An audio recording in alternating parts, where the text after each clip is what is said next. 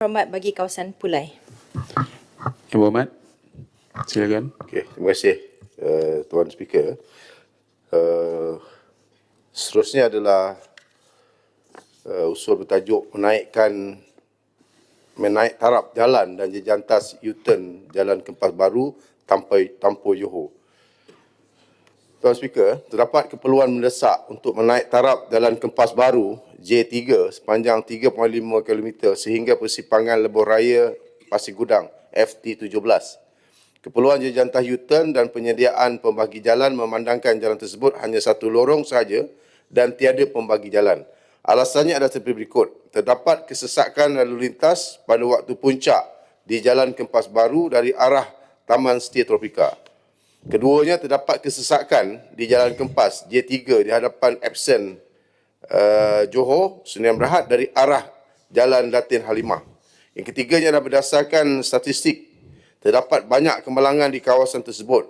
Tahun 2022, sebanyak 299 kes. Tahun 2023, 295. Tahun 2024, 355. Tahun 2025 sehingga November, sebanyak 370 kes kemalangan di kawasan itu. Daripada jumlah ini, terdapat 2 kemalangan maut tahun 2022, 5 kemalangan maut tahun 2023, 3 kemalangan maut tahun 2024 dan 3 kemalangan maut tahun 2025. Sebahagiannya berpunca daripada jalan sempit dan tiada pembagi jalan. Ini saya bagi gambar lagi sekali ya. Ini gambar kemalangan jalan raya ini. Lori ni ada 2 lori melanggar kereta sampai kereta jadi penyek tengah-tengah ni. Ini Jalan Kempas Baru. Begitu juga yang kereta ni terpaksa di waktu hujan, jalan licin, kenderaan banyak, dia melanggar divider di tepi. So ini contoh-contoh kemalangan yang kerap berlaku di kawasan yang saya maksudkan ini ya. Dengan siapnya projek RTS pada 31 Disember ni, maka kawasan ini jangka mendapat peningkatan kesesakan lalu lintas dan akan menjejaskan penduduk setempat. Yang kelimanya, stesen KTM Kempas telah siap dan berfungsi dengan baik. Terdapat ramai pengguna perkhidmatan KTM daripada luar yang menggunakan Jalan Kempas Baru ni. Maka Parlimen Pulai memohon pihak kerajaan untuk dapat meluaskan projek yang tersebut di atas. Terima kasih. Terima kasih. Yang Berhormat Menteri. Tuan Speaker, terima kasih Pulai. Untuk makluman Yang Berhormat, Jalan Kempas Baru terbahagi pada 2 bahagian. Pertama, jajaran dari Lakin sehingga persimpangan bertingkat Datin Halimah di bawah seliaan JKR, Negeri Johor. Kedua, jajaran dari persimpangan bertingkat Datin Halimah sehingga persimpangan Setia Tropika di bawah konsesi plus seliaan LLM dan projek adalah merupakan syarikat konsesi. Projek Lebuh Raya Usaha Sama Berhad Plus bertanggungjawab untuk menyelenggara jalan berkenaan yang merupakan antara skop yang dinyatakan dalam perjanjian konsesi plus ditandatangani antara kerajaan dan juga plus. Jajaran jalan raya dan persimpangan tingkat Datin Halimah sehingga persimpangan Setia Tropika ini dibina dengan reka bentuk 2 lorong 2 hala atau single lane per direction, dan terdapat juga sebahagian jajaran jalan raya berkenaan yang mempunyai 4 lorong 2 hala.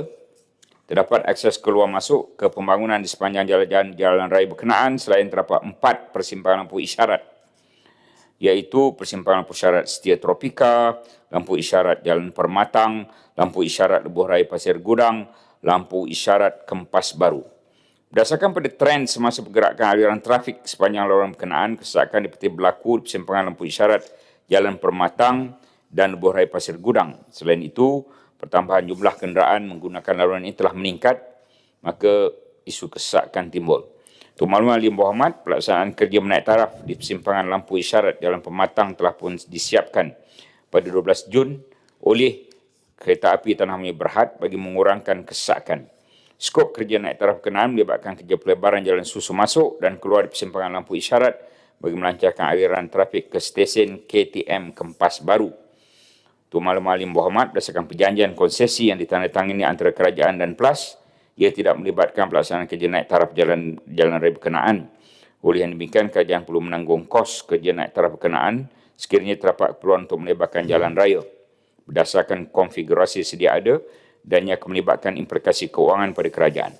walau bagaimanapun berita baik untuk Yang Berhormat, Kementerian Kerja Raya ada menerima maklum balas daripada pihak berkuasa pembangunan Iskandar Malaysia IRDA bahawa pihak IRDA sedang dalam proses mengemukakan cadangan projek baru bagi rolling plan kedua RMK 13 kepada Kementerian Ekonomi. Ini adalah untuk kerja naik taraf jalan Kempas Lama dan jalan Kempas Baru yang turut melibatkan sebahagian jalan Seliaan Plus. Cadangan projek ini telah dibentang kepada pengurusi ataupun Esko Kerja Raya Johor, telah dibentang kepada UPEN dan telah mendapat sokongan berkaitan. Terima kasih.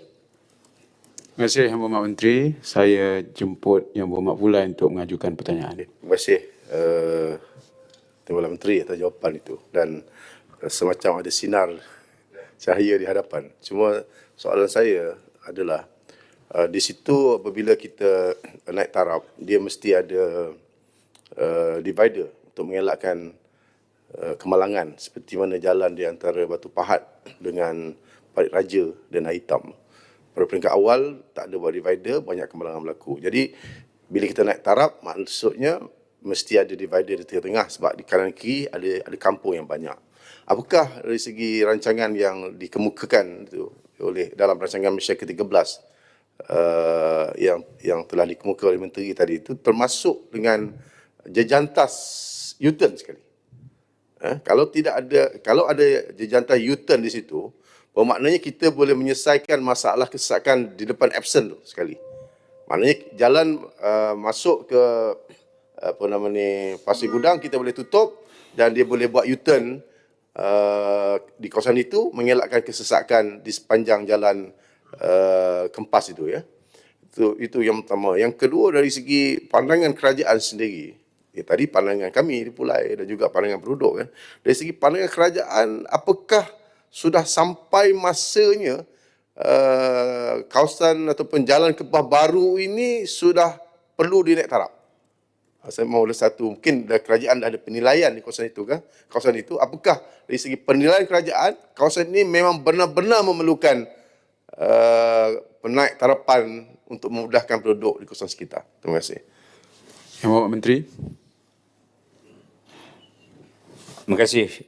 Pulai kita telah mendapatkan maklum balas IRDA apabila kita nak menjawab soalan ini, dan tajuk yang diberi maklumat tambahan diberi oleh IRDA ialah menaik taraf Jalan Kempas Lama dan Jalan Kempas Baru, Johor Bahru. Dengarkan apakah skop projeknya. Pertama, kerja awalan, biasalah ukur topografi, penyiasatan tanah, pengesanan, pemetaan utility, reka bentuk terperinci. Ada juga pengambilan balik tanah tu, ya, penyediaan plan, pembayaran pengambilan tanah. Itu satu hal lah. Kadang-kadang perkara yang melewatkan inilah dia. Apakah kerja pembinaannya? Pertama, pengalihan utility. Membina persimpangan bertingkat. Ni. Di persimpangan Jalan Skudai, Jalan Kempas Lama, Jalan Sutra. Kemudian menaik taraf Jalan Kempas Lama daripada 2 lorong 2 hala pada 4 lorong 2 hala. Tentu YB gembira dengan ni. Dari persimpangan Jalan Skudai ke persimpangan persiaran Bukit Kempas sepanjang 1.8 km. Seterusnya, membina persimpangan bertingkat satu lagi di persimpangan Jalan Kempas Lama, Jalan Kempas Baru. Seterusnya, menaik taraf. YB minta naik taraf Jalan Kempas Baru daripada 2 lorong kepada 4 lorong 2 hala. Dari persimpangan Taman Setia Tropika ke persimpangan Borai Pasir Gudang sepanjang 3.5 km. Lepas itu, pelebaran jambatan merentasi landasan kereta api. Seterusnya, membina persimpangan bertingkat di persimpangan Jalan Permatang. Seterusnya, membina persimpangan bertingkat di persimpangan Jalan Kempas Baru, Lebuh Raya Pasir Gudang. Jadi, complete usaha yang dibuat oleh IRDA ini, ya, lengkap. Memang lengkap. Kos dia tak disebut sini, saya rasa ratus juta ni. Banyak juta, ya, banyak ratus juta. Ya? Ini mereka minta kepada Kementerian Kewangan. Kementerian Kewangan melalui bajet, ya, melalui bajet tahunan, iaitu bajet tahunan tahun depan lah sebab RP2. Jadi outcome daripada projek ini peningkatan pelaburan, sebab itu kawasan JSSEZ. Itu penting, ya. Johor Singapore Special Economic Zone. Kemudian integrasi antara zon pembangunan, akses cekap ke nod logistik perindustrian strategik, peluang pekerjaan pada rakyat tempatan, semua perkara yang baik-baik. Dijangka SST perunding reka bentuk. Kita ada tarikh-tarikhnya di sini. Kita harap dalam masa 36 bulan apabila ditentukan, selesailah jangkaan 2028 selesai, siap. Mudah-mudahan perkara ini jadi realiti dia untuk kebaikan rakyat, bukan hanya rakyat Pulai, tapi rakyat Johor dan juga yang bekerja di Singapura. Terima kasih. Terima kasih. Terima kasih. Mohon Menteri Kejaya menyokong cadangan Dawat Ida tu. Okey. Okey, terima kasih Yang Berhormat Menteri. Baiklah,